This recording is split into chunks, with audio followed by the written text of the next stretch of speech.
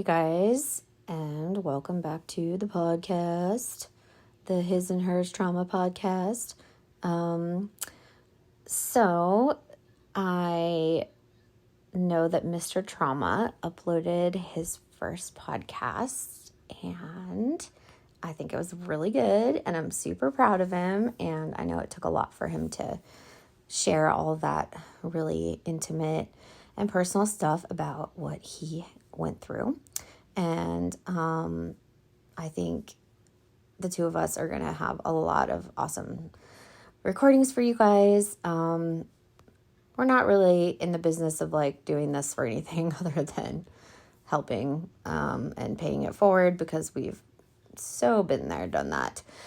And his story is much different than mine in a few ways, but also we experienced a lot of the same, abuse that happened over time. But the circumstances were a bit different, and that's okay.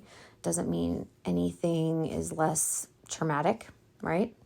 So we'll talk all about that a little bit later, but I wanted to focus on something today that I wasn't really prepared to be going through right now. So I'm kind of on this little vacation.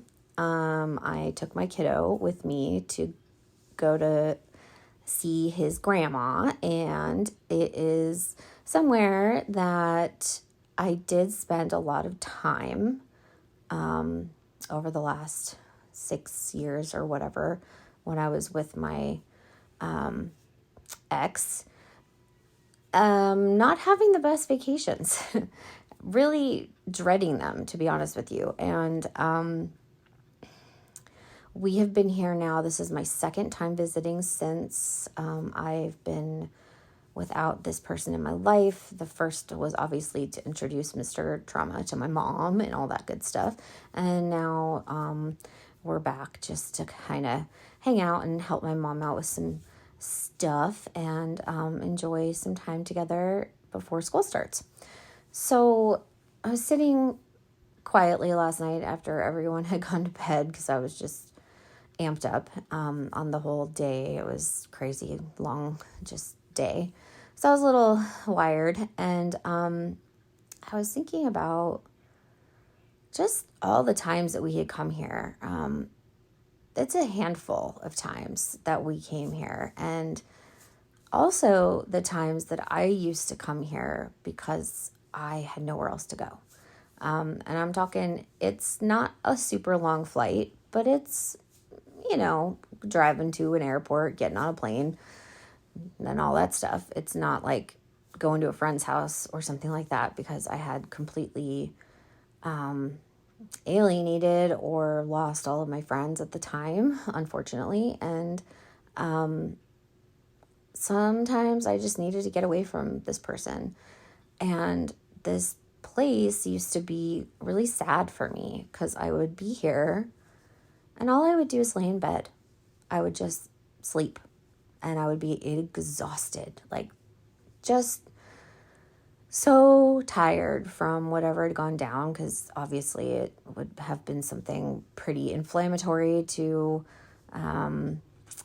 be worthy of a trip out of state, to get like 3 or 4 days away for my mental health and for some respite. And I just was like in bed in the guest room. I have friends here in this city. I went to high school here.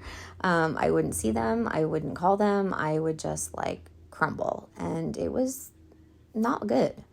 My mom and I would hang out, and then I would bring my kiddo once in a while. Excuse me. And but there were times where I just came here alone. And last night I was sitting alone in the living room, and I was like, wow, this is a really powerful feeling, because I'm not escaping something. Like, I'm here enjoying myself, participating. My mom was like, oh my gosh, you look so good, so happy, holy cow. And,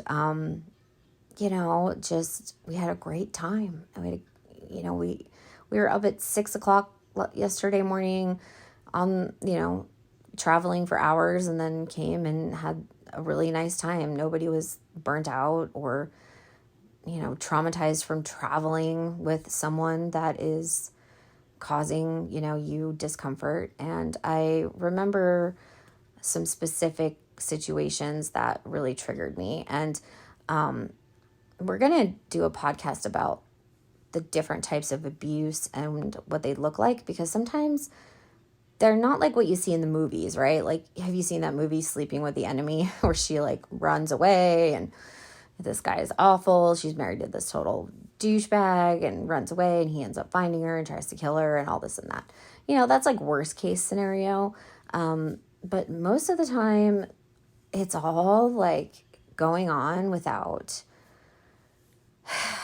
without like physical scars, physical like evidence, I guess is what I'm trying to say. Not to say that isn't a problem, but it escalates to that, right? But it usually also is accompanied with just being treated like shit all the time. And we're going to go over all that stuff together, because I think it's important. If someone's like, wait a second, they're talking about domestic violence and all this stuff, but wait, like, what about all the like physical abuse? What about all of this and that? And, there was some of that, but the majority of it was very is sneaky and calculated and effective in just making you feel insane. I look back on myself and I'm like, what was going on? Anyway, we'll talk about that soon. But the point of this is like, I don't know if you've ever gone out of town with someone that you're in a relationship with. For me, I was with a huge covert narcissist. But he was very, sort of, I don't know, proud of the fact that he was a narcissist. He didn't care that he was a bad person. He would say, yeah, I'm a narcissist. He was self-proclaimed, kind of thought it was, an endearing quality, which is just crazy to me. But, when you go on these trips with people, to visit family, it's like everything is just magnified because you don't have your usual, places to go in the house or things to do or ways to check out. Like, you're completely stuck.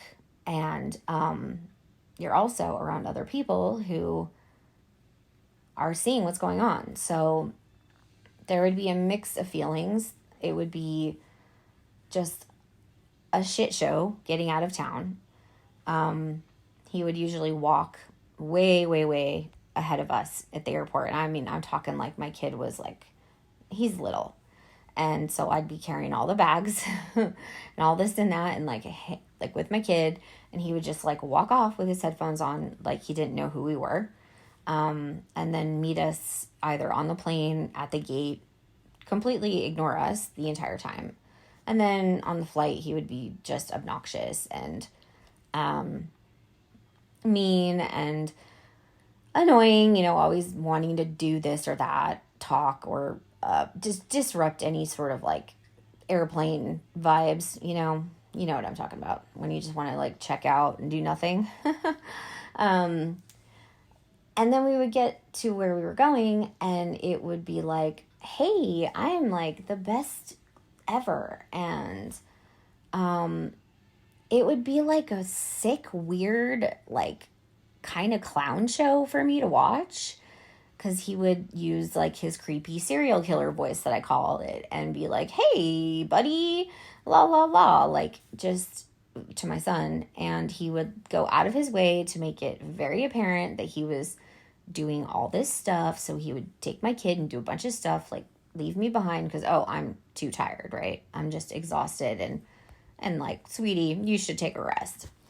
So, my parents honestly never liked him. Not once did they ever say we liked him. I don't really know how his family feels about me. I don't really care. because they are what, kind of helped this person manifest those qualities in himself, right? But my parents were like just only on board because they kind of thought I was happy. But they really tried to like him. Like, I mean, my parents are pretty chill. But it was just exhausting. And I remember my mom would, pull me aside and be like, oh my God, like, this is just so over the top and obnoxious. Like, what is happening? And I'm like, I don't know. It's just what it is. And my dad, they would get into these like, heated arguments with alcohol involved. And, my ex would like purposefully push his buttons because my dad's really intelligent, but like in a different way. He was a bit more like brain manipulative. I can't talk today. He was just a bit more like on a psychology level, able to kind of like find your nerve and hit it. So that was hard. And then also just, it was hard because I wanted to spend time with my kid on vacation, and I would be just like tired and look like a terrible mom. So everyone would be like, he's the hero. Okay. Shout out if you've ever had that happen, that you have been just beaten down to the point where your abuser is actually looking like they're the hero. So that happened quite a bit. Every time we went traveling, and we'd always fight, and he would just get insane and drink and be mean, and we would never be physical or close. Like, it was just not a vacation as far as I'm concerned. It was terrible. And a lot of it happened here in this house where I am right now. And there is one story in particular I want to share. It was my 35th birthday, and I was really excited because like I hadn't had much of birthdays. He used to make me throw him these huge birthday parties, right? And plan it and like invite all his friends and pay for everything. And it was just a lot. So my birthdays were kind of overlooked because I'm a bit more like simple. And I was like, I want to go visit, my mom and maybe see some friends from high school for my 35th and bring Brecken. Oh, excuse me. And bring my kiddo. Well, I just laid his name out. Okay. Well, anyway, bring my son with me. And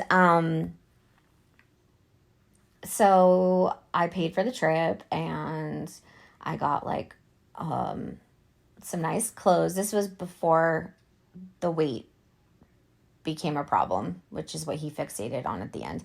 I was still looking very good at this point. I mean, I don't think I ever didn't look good, but I was looking just fine. And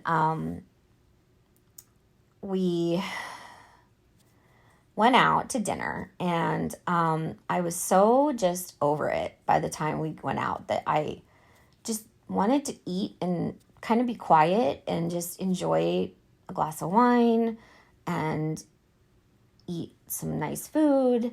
I mean, and just relax because I knew that he was going to drag me out so we could go drink after. And he was yelling at me in the restaurant because I was not taking the bait for this conversation that he wanted to have. I don't even remember what it was. I think it was something like his favorite, like, I don't know, video game or podcast or something that he wanted to talk about. And it just wasn't like something I was interested in talking about. And so he freaked out, and it was making the staff very uncomfortable. And this is my birthday, right? I ended up walking out of the restaurant and waiting outside for the Uber. And we just got in the car, and I was like, listen, I just need like a minute. I just need a minute to just not listen to you talk. I just need a minute so you shut the fuck up for a second, and I can just wrap my head around the fact I'm turning 35 and I don't have any of my friends, and I'm not home. I'm out here, and it's January, and I am not having a very good time. And he, of course, was like, well, that's not my problem. It's not my job to make sure you have a good time. Which I was like, okay, fine. So I'm like, you know what? I'm going to have my own good time. And this is not one of my finest moments, but this is what happens, right? So we go out, and I haven't had a drink in a long, long time, but I was drinking then. And I just started hitting the sauce, man. And I got super drunk and kind of sassy. And I was, being like frisky and wanted to have fun on my birthday. And we were headed back, and I was having a really fun time, like just with strangers. Honestly, there was like a couple girls that I had met at this bar, and we sort of like girl vibed and hung out, and he was super pissed that, I was having fun. So we got back to my mom's place, and it's super easy to like, have grown-up time here. And my son was asleep. My mom was asleep. It was like 2 a.m. I was like super just out of it. I was like ready to go. And he rejected me on my birthday. And this is when he started weaponizing intimacy against me, because he could see how upset I was. And we didn't do a lot of that anyway because of that whole thing. And I ended up in the laundry room, like crying on the floor in these ridiculous like party clothes and makeup everywhere on my birthday. And he went to sleep. And I slept on the concrete floor of my mother's laundry room on my birthday. So I'm in this house right now, and I was just thinking to myself last night, like, wow, that sucked. Like, that was a shitty trip. I don't ask for much. And he did everything in his power to make me have a really bad birthday. And, 35 is a big deal. So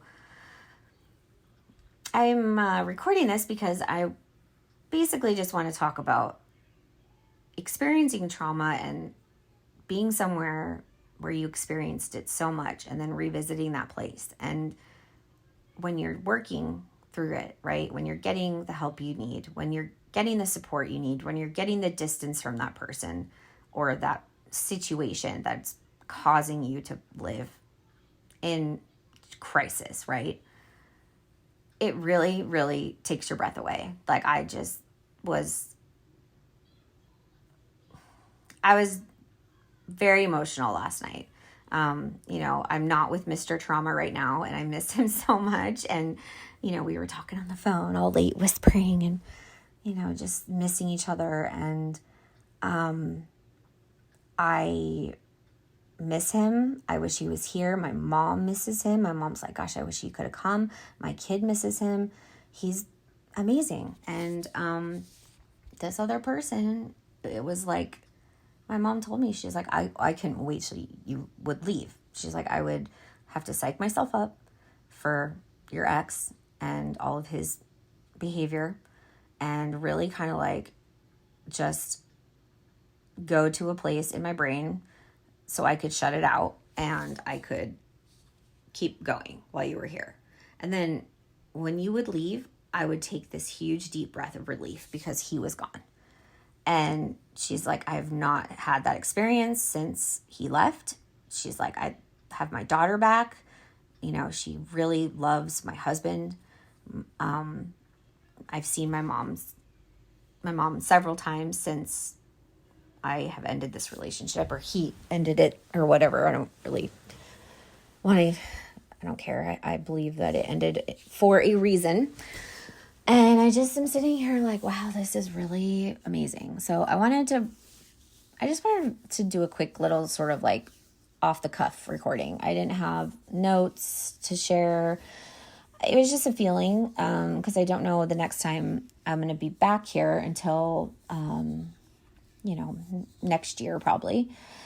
And by then I'll be in a different place than I am even now. And this is the first time I'm here alone, and not alone. I'm with my kid, but like not with a significant other, right? And I feel good. Like I don't feel any energy here that he left. I don't feel anything, but just I'm so thankful that I'm not with him and dealing with his bullshit. And my kid is just having a ball because he actually gets to talk to his grandma and not be interrupted and redirected and just annoyed the whole time because, my ex would just try to, it was like fake. He would just act like a fake, like a fraud, and try to do all this stuff when all we wanted to do was like chill. Okay. My kid is walking in. Hold on. So anyway, I am going to wrap this up, but I just wanted to remind anybody to take note if they are traveling with someone that is making their trip difficult or making you feel like you should be behaving a certain way or doing a certain thing, or everyone around you is like, what is going on? Why are you with this person? This and that. Listen to that little voice in your head, and don't forget that it could be some, domestic violence. It could be abusive behavior. It could be really toxic. So, not everybody goes on vacation and has great times, even if you're super in love, things happen, but I'm talking like over the top, just sabotaging every second, like it's their full-time job. And especially out of town, because that is where they thrive, because they get to show up and act like they're all that in a bag of chips. So, that's all I have for now. And I hope this was worth recording. Maybe somebody out there is going through this or remembers a time when they finally were out of what they were out of, and went on a vacation or a trip or something. And it was like, whoa, this is so different. I mean, it hit me like a ton of bricks last night, that this is a much different feeling. And the whole entire thing is just really nice and relaxing. And we're getting lots of stuff done. And my mom needed me to come and set up her new computer and help her. I'm publishing a book for her and get going on that process and just be there for her for some, moral support right now. And I can do that. I can show up, and I can also have fun with my kiddo and relax and put my feet up and just not worry about, oh gosh, like just somebody tromping around, making noise, sucking the air out of the room, making it all about them. It's just been so peaceful. So if you are experiencing any crisis when you are on vacation and you have no one to talk to, Mr. Trauma did talk about Crisis Text Line. And yes, I have been working with them since like 2016. And it's an awesome resource. And we take everybody seriously. We take any magnitude of crisis seriously. If you are going insane and needing to vent and needing support and just needing someone to talk to, please text Crisis Text Line. I will put the info in the show notes below, because if you got to where I was, I had no one to call. I had become so isolated because that's exactly where he wanted me, was by myself. And I actually had to take a break from doing my role at Crisis Text Line because I couldn't help anybody for a while. I was helpless, so there's no way I could pour from an empty cup, right? So that in and of itself took a lot to get back, and I definitely am able to serve in a different way than I was before.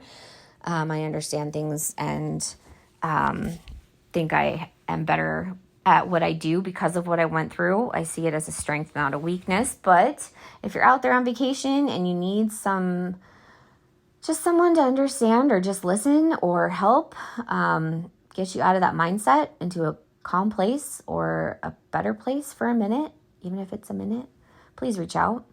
Call a friend. Like I said, if you've been there through it, do not take it for granted. Reflect upon it if it's new, because it's pretty amazing what could come up. Like, I was very emotional, like I said last night, in a really good way. And also,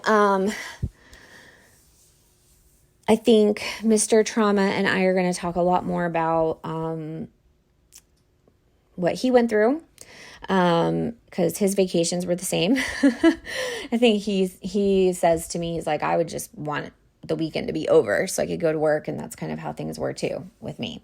So if you're in that place, I'm sending you so much love, and I'm so sorry, because I know how it feels, and that's why we're doing this, because it sucks and it's very lonely. And on vacation, you feel even lonelier because maybe you don't have your pets or, your garden or your whatever, your friends, your family, your neighbors, whatever you use as your outlet becomes unavailable when you're out of town.